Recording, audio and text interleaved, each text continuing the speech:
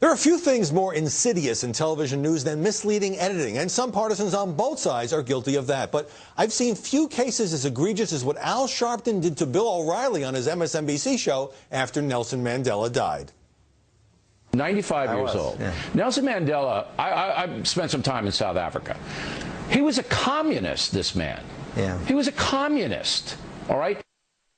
This is not in the 80s. But don't you wonder where it was in South Africa? It wasn't like he was hanging out in Soweto, that Bill O'Reilly, I'm quite certain.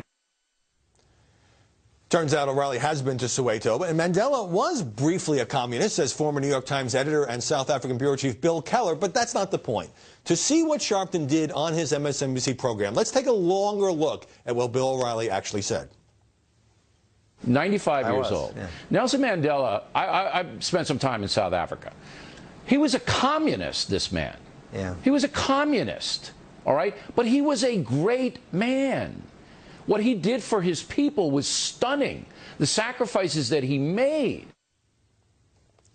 A great man, wow. Now, NBC fired 3 people for that kind of distorted editing on the George Zimmerman 911 call. So did Sharpton at least apologize? Nope, he doubled down.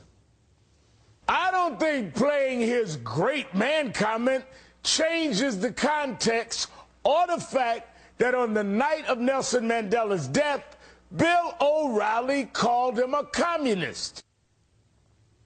Come on, Reverend Al. You stopped the tape at precisely the moment that O'Reilly made his larger point of praising Nelson Mandela.